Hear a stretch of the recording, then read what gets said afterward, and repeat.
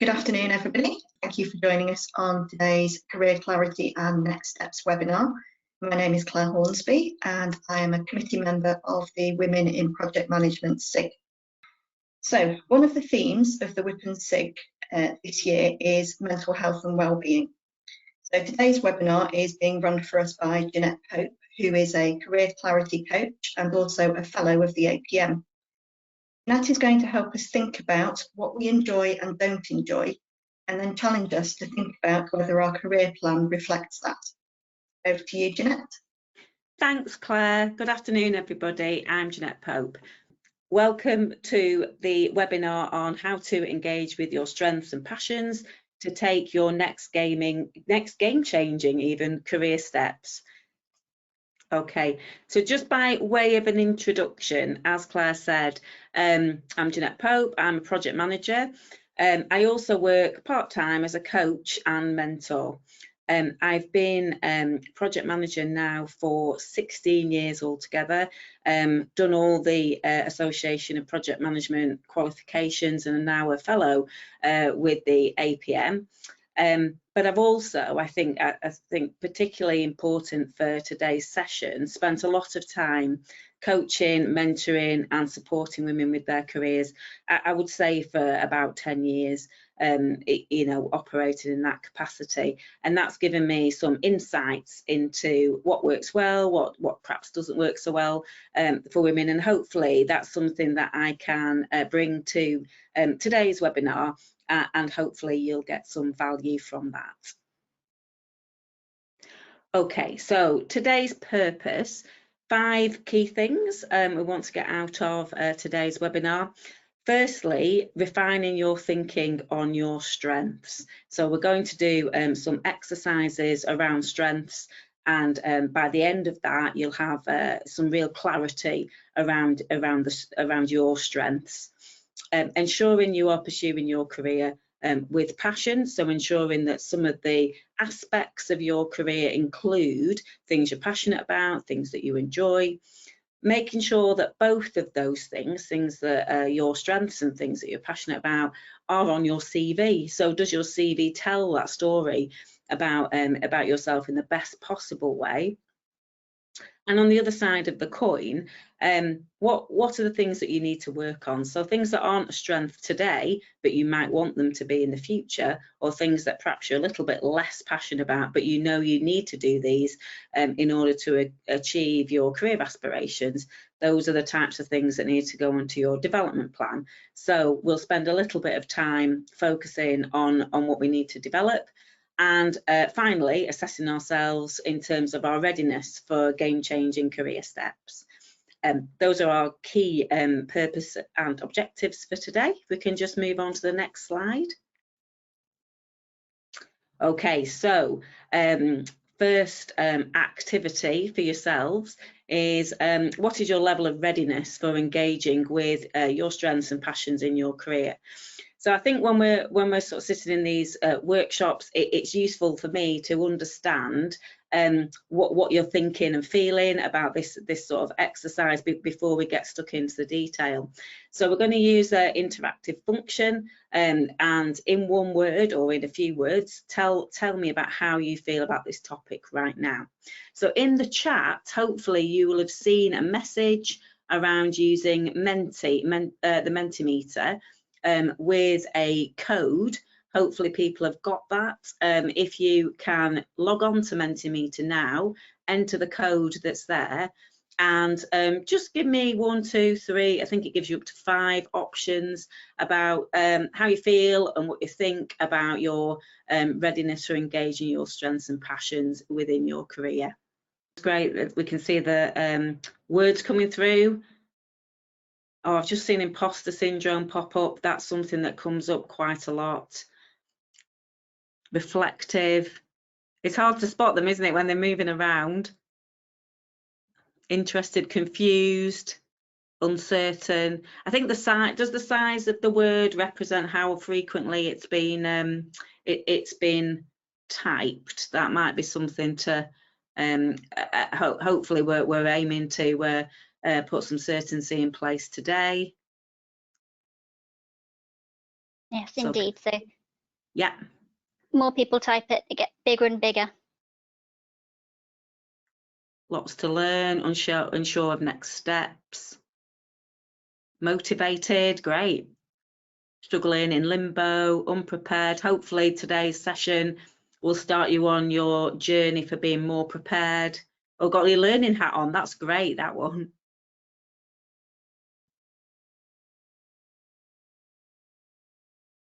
Looking for motivation, okay.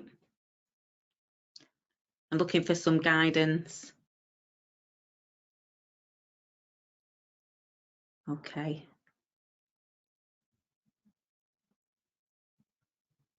So I think we've slowed down a little bit now. Thank you for your contribution to where we are at the moment. That's really useful. It does give me a bit of an idea about what people are thinking and feeling at this point.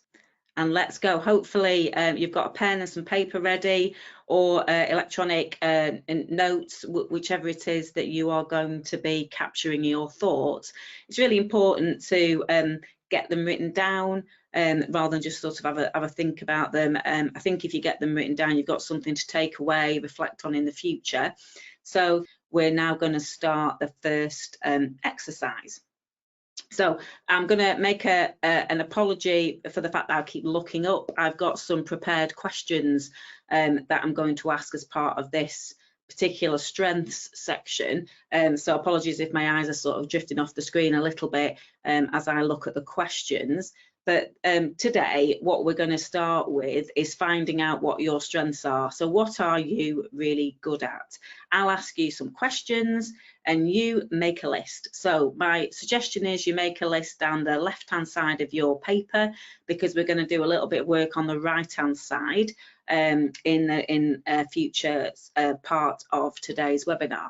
So if everybody's ready and they've got their pens and paper or electronic notes ready to go, I'll start asking some questions. So we don't need to worry about categorizing them yet as technical or soft skills. This is just simply an exercise to capture what are the what do you think your key strengths are. So my first question for you to have a think about is, what are the strengths that you have which come to mind first? So what are the strengths that people would perhaps recognize that you have, things that you would you know, they've come to mind straight away? Capture those, write them down on your notepad.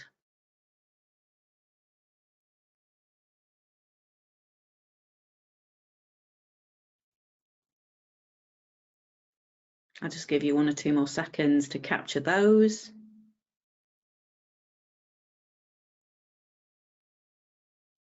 Okay, and the next question is, so what are the technical skills that you have which you are best at? So for us as project managers, these could be technical skills such as managing risk, schedule, calculating end value, managing difficult stakeholders, dealing with conflict. What are those sort of technical skills, competencies, references to your experiences that you are best at? Just capture those.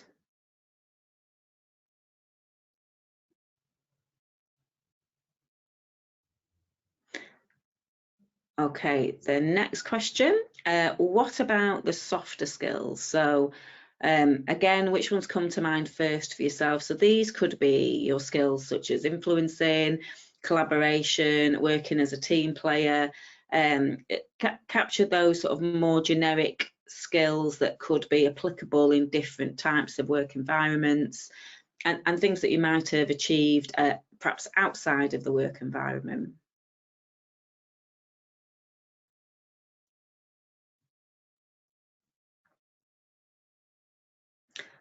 Okay, if you've caught those, the next question is, what might some unique skills be for yourself? So some examples might be around perspective. So you might be able to zoom in and zoom out on issues. You might have a high level of personal discipline to get things done. You might have a high drive to achieve. You might be particularly persistent. What are those sort of unique skills which you might use to describe yourself?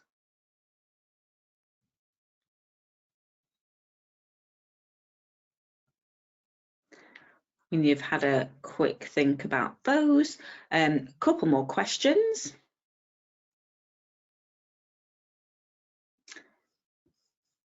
So, what skills or experiences outside of your current role are you best at? So this might be things that you have done in previous roles or in a previous lifetime. So things that you might have been good at in school. So maths, music, sport, languages, those types of things that perhaps aren't required so strongly in the role that you've got at the moment, but are things that actually you're really good at, and these are things that you might want to draw upon in future roles.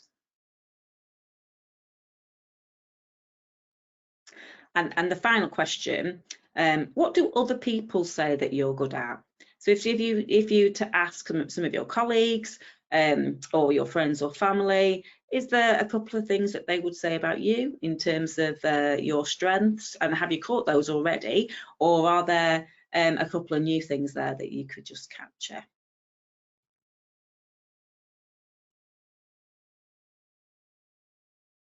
So hopefully there, I'm hoping that you've got a list of skills, and probably, because I've not given a huge amount of time there, those are some of the primary strengths that you would recognise in yourself, and that those are the things that you would say, yeah, actually that list, and whether it's 3 or 4 items, or whether you've got a big long shopping list, those would be the types of things that you would recognise as your strengths.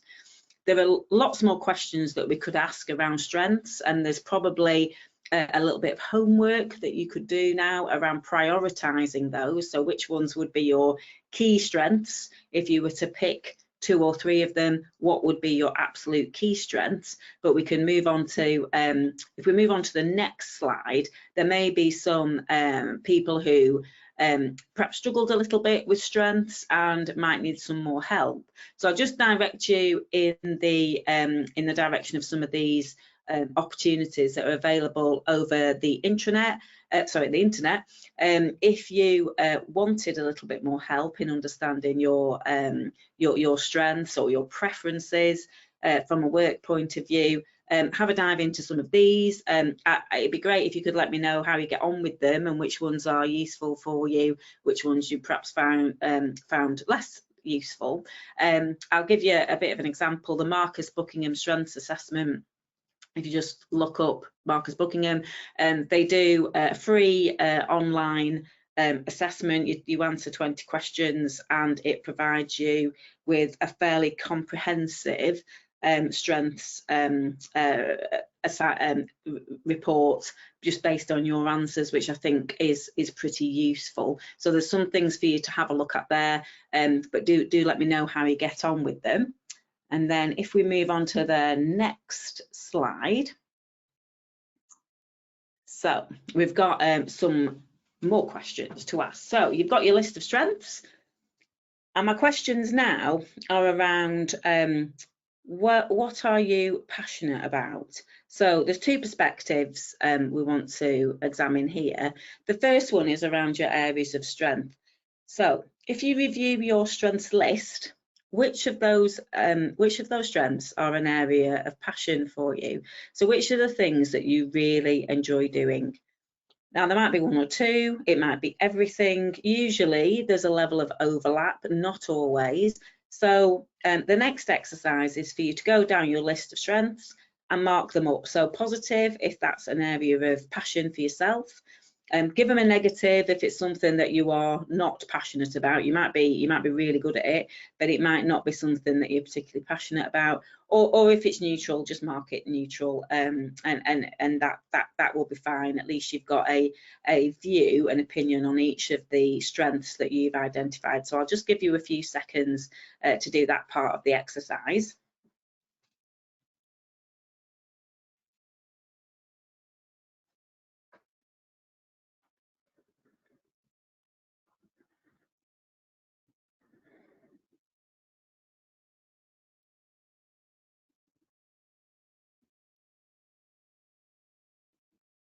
Okay, so hopefully you've had the time to just quickly go down that list. I think it's my question for you to think about is what have you noticed about the list? Is it fairly well aligned? Are the things that you enjoy that recognise there as strengths? Are there some strengths that you are not passionate about? Is there anything that you can sort of learn from that?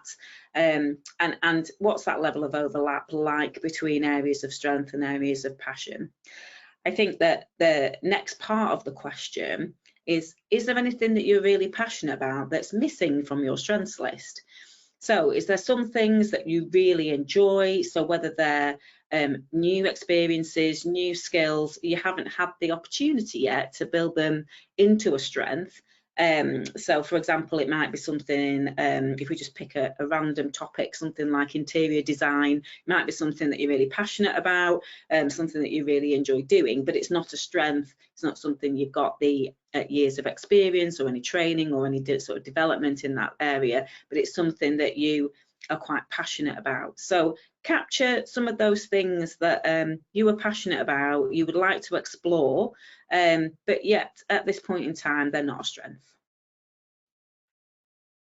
Just give you a couple of seconds to capture those.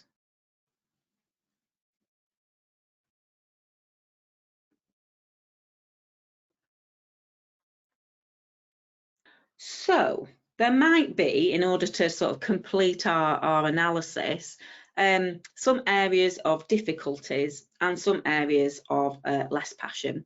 So there'll be some things that you will need to do either as part of your role, as part of your longer term aspirations, as part of your career, which are not a strength and or are not an area of passion for you.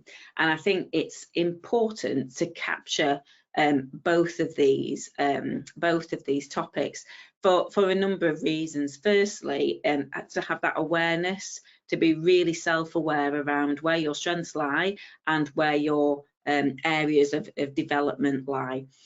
Secondly, to be really clear and have that clarity around what you enjoy and what you don't enjoy, and that will help you with making decisions in the future or making difficult decisions about things that you're going to pursue and where learning is required, and actually where you're actually not going to pursue something, and being really conscious about those decisions. So two more elements of analysis to capture. Firstly, just capture some of the areas that are not a strength but you need them in terms of your role. So that might be maths is something that might not be a strength but you absolutely need it. There might be some technical areas, there might be some dealing with difficult people. Some of those things might be areas which today aren't a strength but you absolutely need them in the future. So let's get those captured. I'll just give you a few seconds to capture those.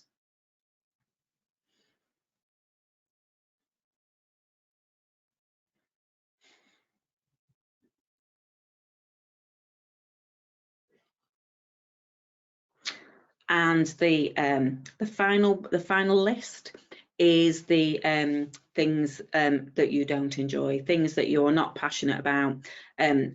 Are they the same as your areas of development in terms of strengths or weaker areas, or are they something different? So just capture those things that you don't enjoy. Let's get those down on the list as well, and be sort of really honest with ourselves in terms of what they are.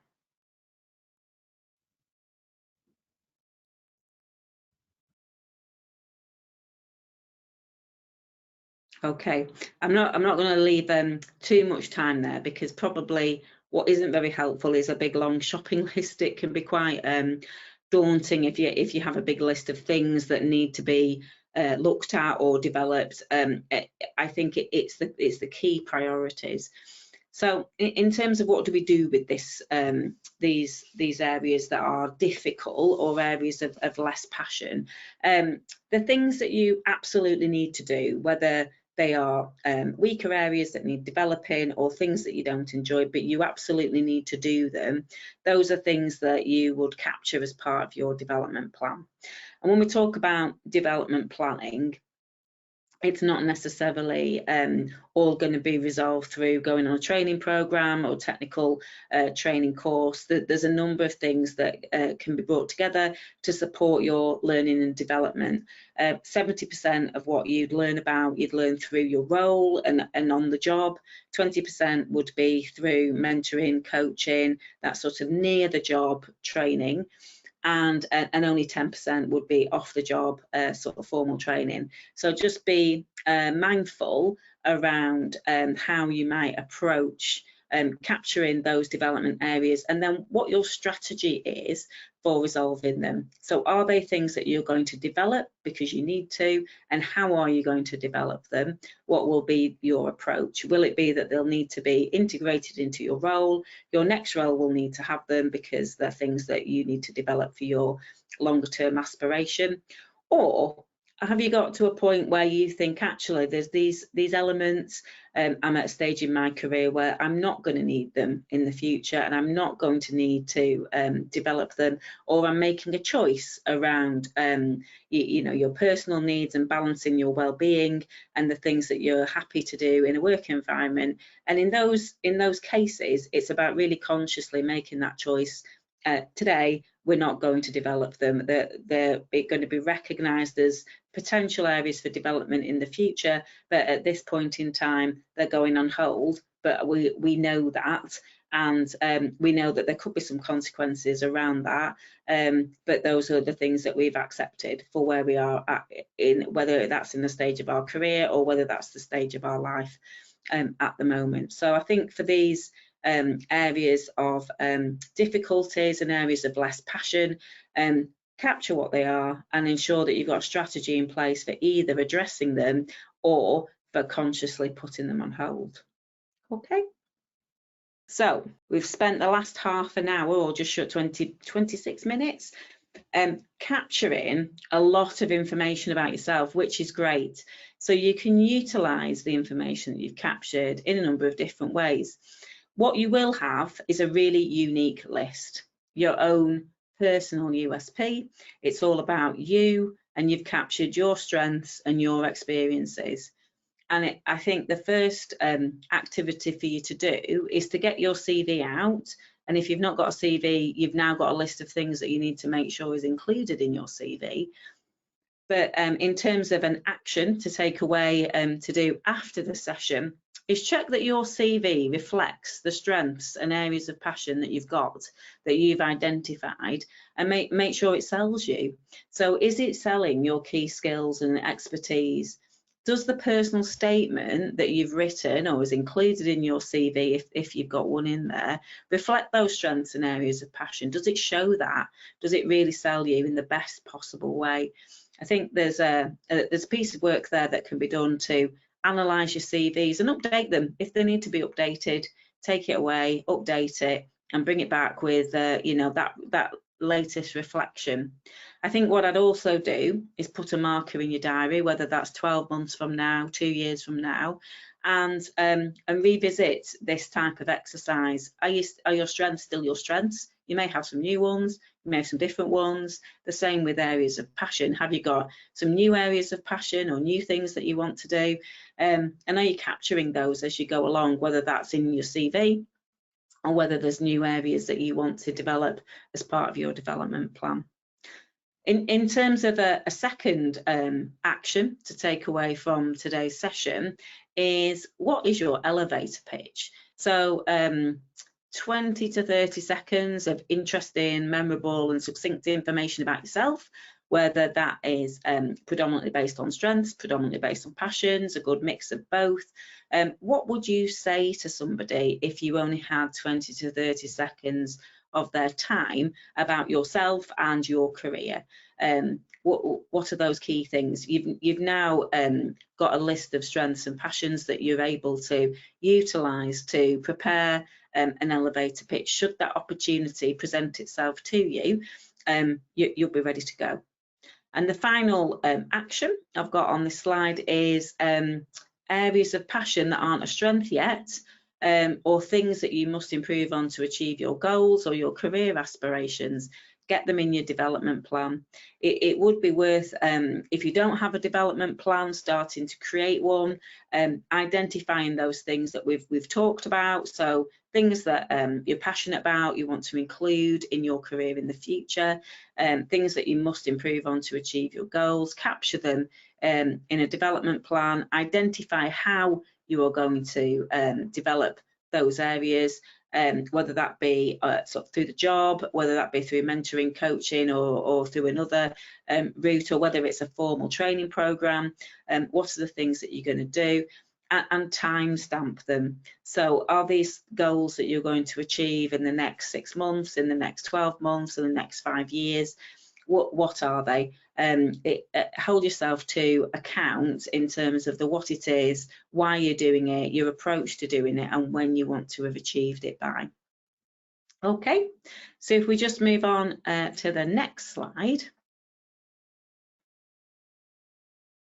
Okay, so having spent a good half an hour now having a think about your strengths, areas of passion, and some of those areas that you might want to work on, how do you feel about them now? I think we're back to the Mentimeter.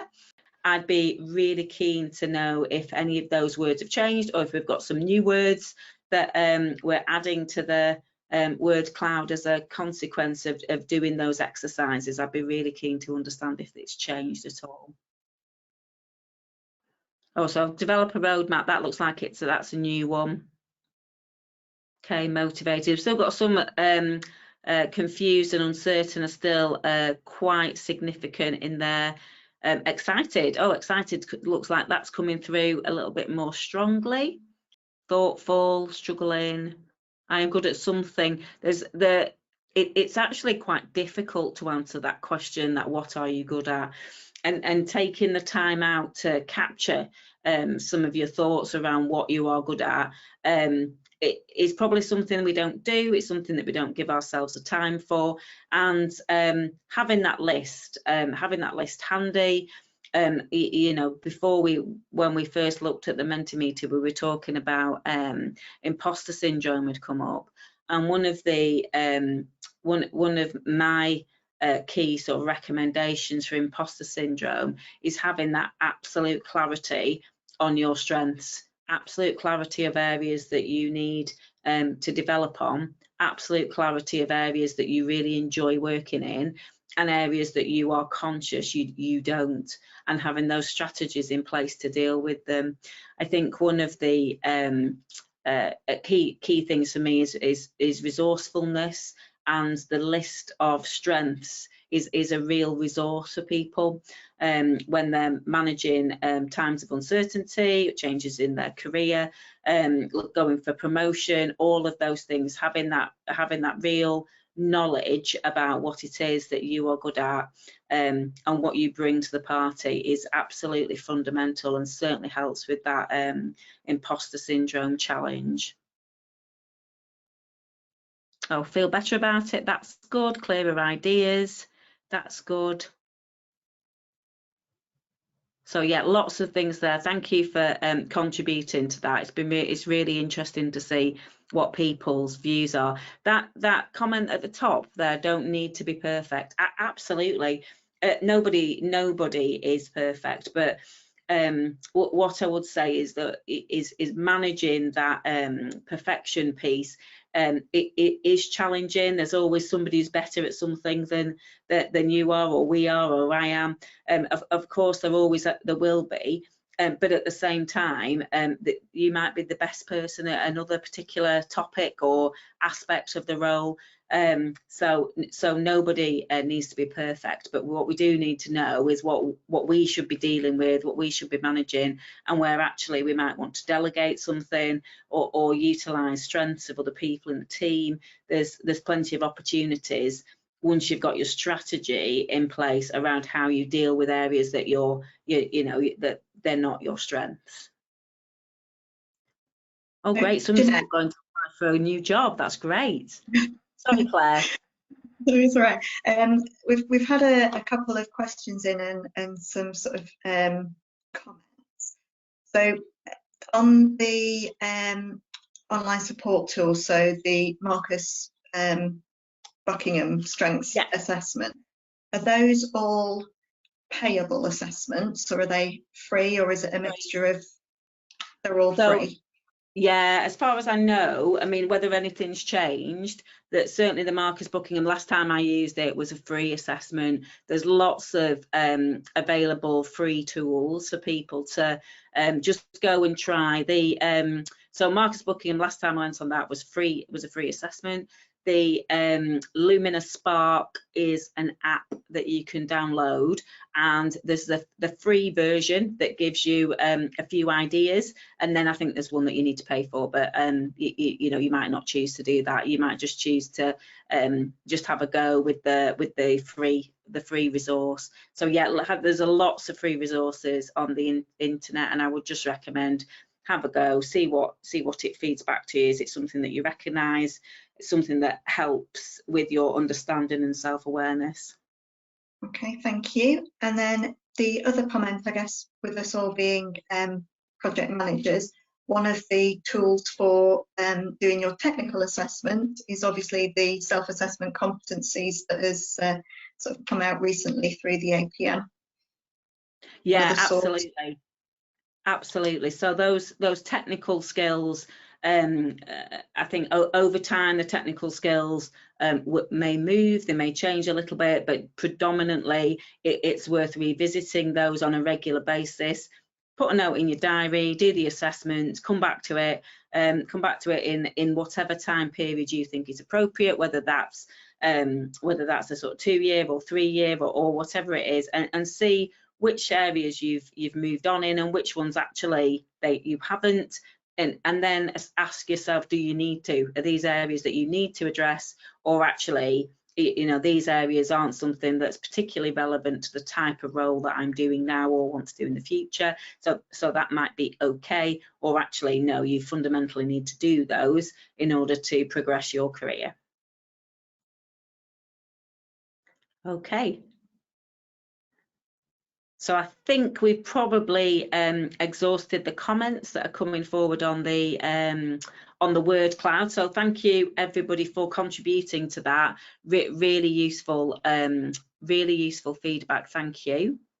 And I think we're moving on to any further questions and answers. Yes, Q&A. Excellent. So there is about sort of planned 20 minutes left.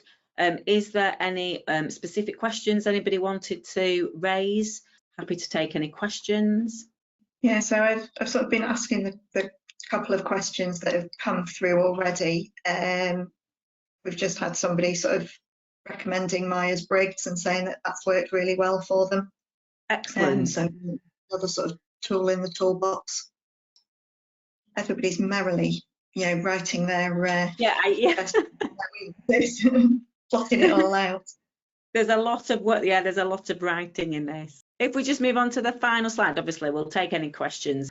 I think in terms of contact details, if you wanted to discuss anything further, my details are on there via Facebook or LinkedIn. There's also a visibility guide, which is a free resource people can download. We will be sending this pack out to people if it's something that you want to sort of revisit, or what were the topics that we were looking at, and remind yourself, then you know, this pack will be coming out to you. The visibility guide takes the work that you've done today a little bit further.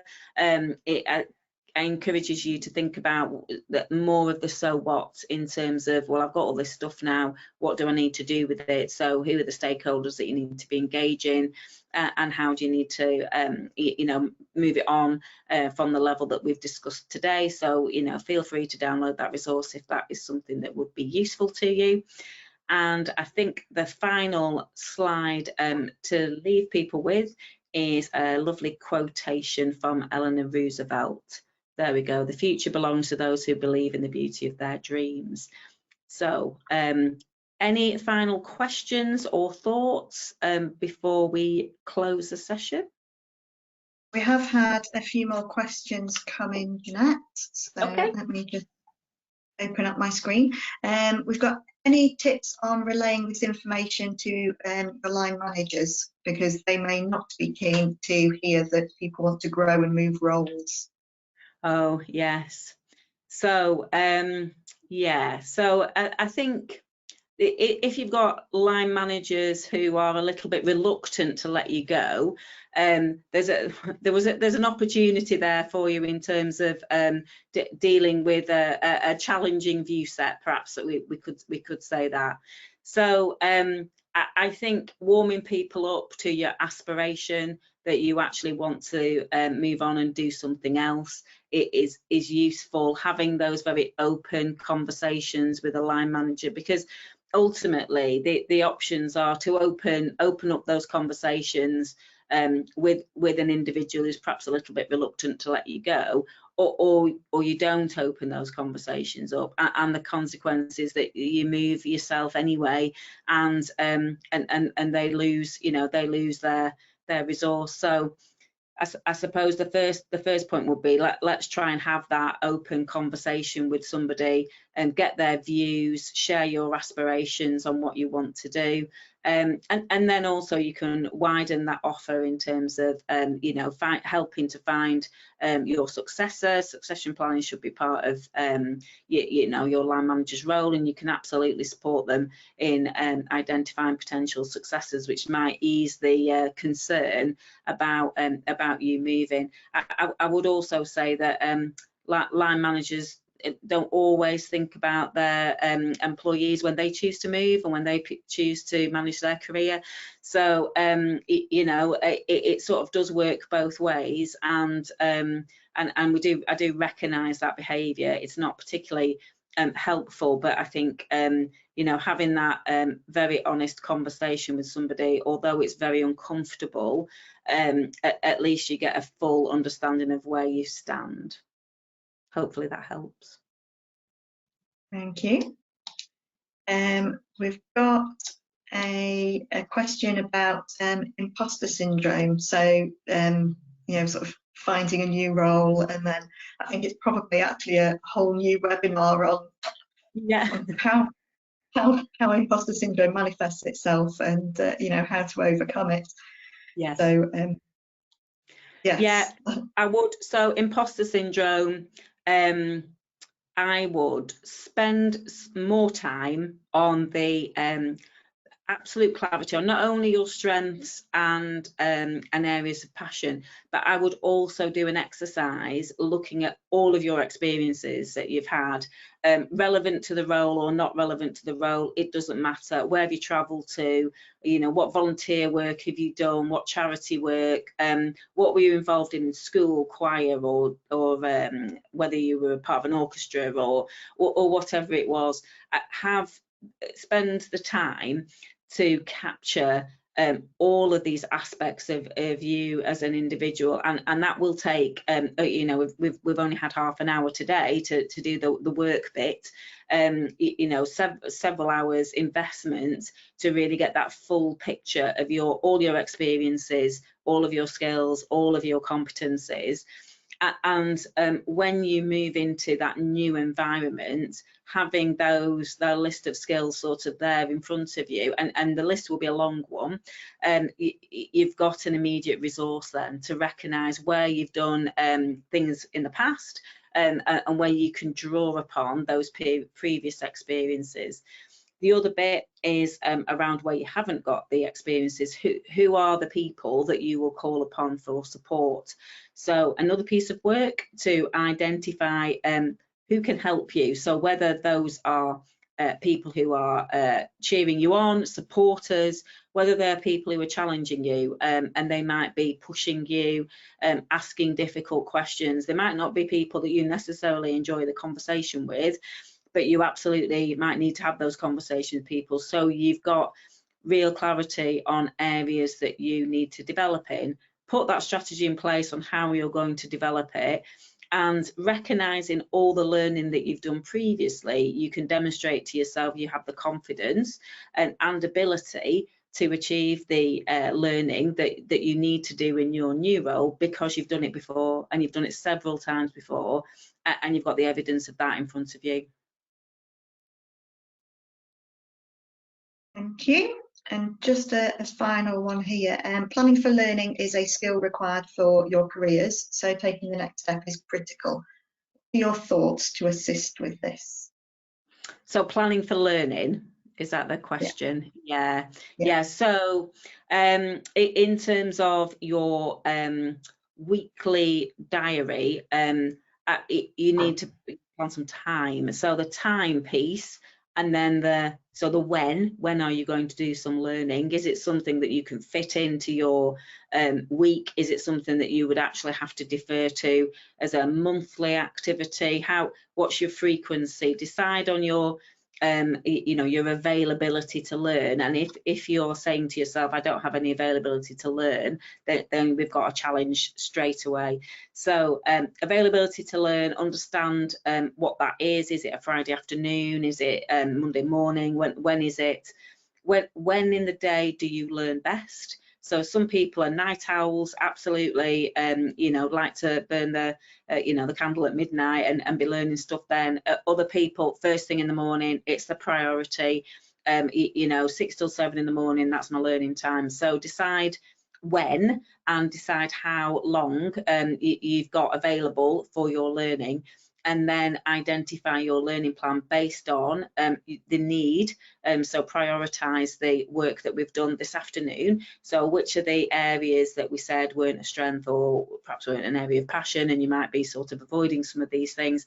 Which of those are an absolute priority, and those are the things that need to go onto the learning plan in the first instance. So very much like what we might have done through revision timetables at school, that sort of thing. Absolutely get the plan in place, and then decide on the most effective approach for learning, because sometimes a very long training course might not be what you need. It might be a shorter, sharper intervention. It might be actually some shadowing of somebody who's got that expertise. It might just be a fireside chat with somebody who has years and years of expertise, who can give you their sort of top 5 or 10 tips to get you going, and then you can sort of start to utilise those tips in terms of whatever it is that you need to be doing straight away. I think that the point that we made around 70% of your learning comes through your role, where you can thread the learning into the role that you're doing at the moment, that's really effective. It means less time on planning, more time on actually doing, and the more you're doing it, the more you're learning, and the quicker you're getting up the learning curve. Thank you. And I know I said the last one was the last one, however, a really good one's come through. So when you've had a not linear or a non-linear sort of career, how do you make your CV as sort of concise as possible? If you've been moving around a lot, you're at risk of having 7 pages of CV. Oh yeah, we don't want 7 pages. So it's 2 is the 2 is the challenge. So there's a challenge there around getting everything into 2 pages. You can, there is a number of CV templates available, so I would have a look at which suits your experiences and history the best, and there are now options to, rather than sort of describing each of the roles and some of the key aspects of the roles and the skills that you might have gained through those roles, that there's opportunities now to present the skills together. So talk about your perhaps you might want to structure it so your personal statement comes first, and then 3, 4, 5 of your key skills, no matter where you've accrued them. So you might have a skill around sort of managing projects, but you also might have a skill because you used to work in finance, or you might have a skill because prior to your project management career or business career, you were a carer. And so there might be some real skills that you bring forward. So what I would do is identify what the key skills are that you want to sell, and put them at the top of your CV, and then talk about your experiences lower down, with more emphasis being on your latest role than on some of the roles that were more previous. And CVs usually go back about 15 years. I think prior to that, you don't need to talk about all of those different roles, because some of those skills might not be required going forward. One big test for your CV, though, is to ensure that the CV is tailored to the job that you're applying for. So if the role really is looking for 3 or 4 key skills and you're not drawing them out, then those are the things that you do need to update your CV to be able to draw those key skills out, which might mean that for different roles, as you apply for them, your CV is different each time, and that's absolutely fine because you're tailoring it. So it's more about tailoring, bringing forward your key skills, less around the actual historical jobs that you've done, but you capture those later on in your CV anyway. Super duper, thank you. Right, so thank you, Jeanette, for today's webinar. I hope everybody's found it useful and gained an insight into themselves, and hope you're ready to start working on your CVs and development plans. So thank you all very much. Thank you.